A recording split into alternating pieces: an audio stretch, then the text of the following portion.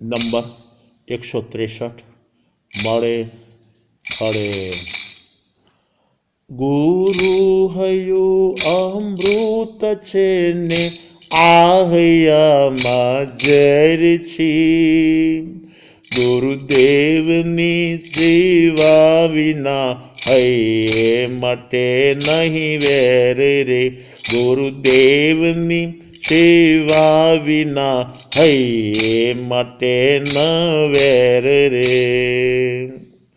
હૈયાથી હૈયું તો મળે, હૈયાથી તો હૈયું બળે.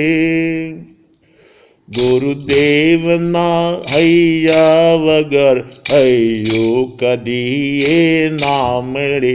ગુરુદેવના હૈયા વગર હૈયું કદીએ ના મળે.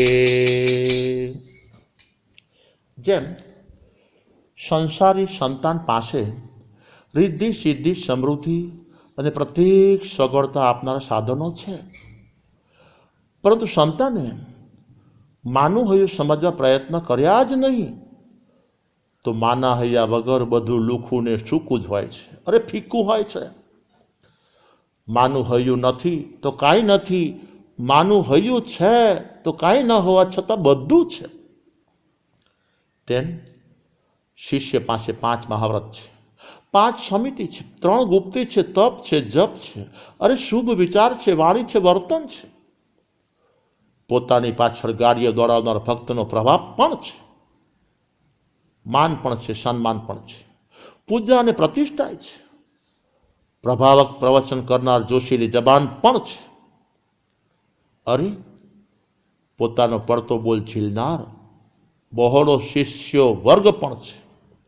ચારે બાજુ પોતાના નામનો જય જયકાર કરનાર ભોળો અને ભાવુક વર્ગ પણ છે.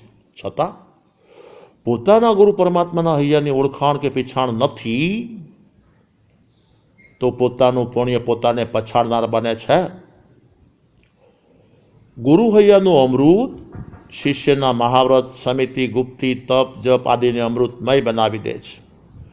જેના પાસે ગુરુ હૈયું નથી તેના મહાવ્રત આદિ ઘી વગરની રોટલી જેવા છે, મીઠા વગરની દાળ જેવા છે, સાકર વગરની મીઠાઈ જેવા છે, અરે ફોરમ વગરના ફૂલ જેવા છે અને મીઠાશ વગરના માલ જેવા છે.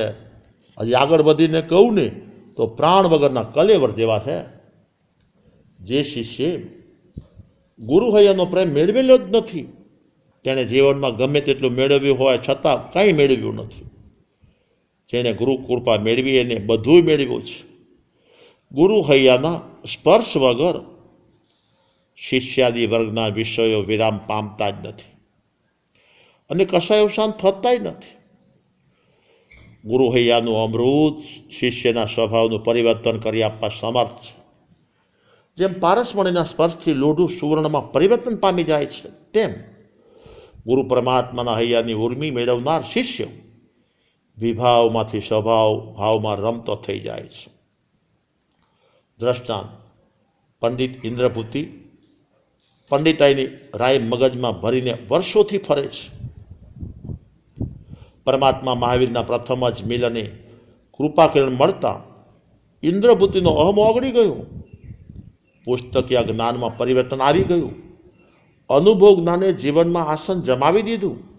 પ્રકાશની મસ્તીમાં અંધકારે નાસ્તિ સ્વીકારી લીધી. જ્યાં પ્રકાશની અસ્તિ હોય ત્યાં અંધકારની નાસ્તિ. ગુરુ હૈયાના અમૃતને પામનાર ગૌતમને પરમાત્માએ આનંદ સાવકને ખમાવા જવાની વાત કરી.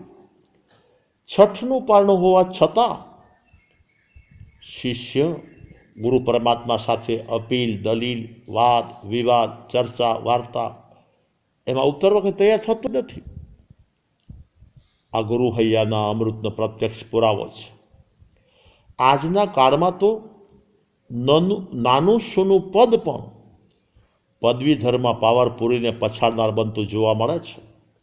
ગૌતમ પોતે પરમાત્માના પડદર શિષ્ય છે, 14 પુરોના પાઠી છે, 4 જ્ઞાનના સ્વામી છે, અનેક શિષ્યોના ગુરુપદે બિરાજમાન છે. છતાં અહમ તેમના આત્માને અડવા તૈયાર નથી. કારણ કે ગૌતમી ગુરુ પરમાત્માના હૈયાના અમૃતની મોજ માણી છે. સર્વભાવની સેવા વગર ગુરુ હૈયાનું અમૃત મળતું પણ નથી. આ અમૃત મળ્યા વગર સંયમી જીવન ફળતું પણ નથી. ગુરુ હૈયાનું અમૃત મળે તો શિષ્યના સંયમી જીવન ફળે. બસ આજે આટલું જ. ધ્રાંગધ્રા સંવત 2056 વૈશાખ વદી એકમ ગુરુવાર તારીખ 18/5/2000.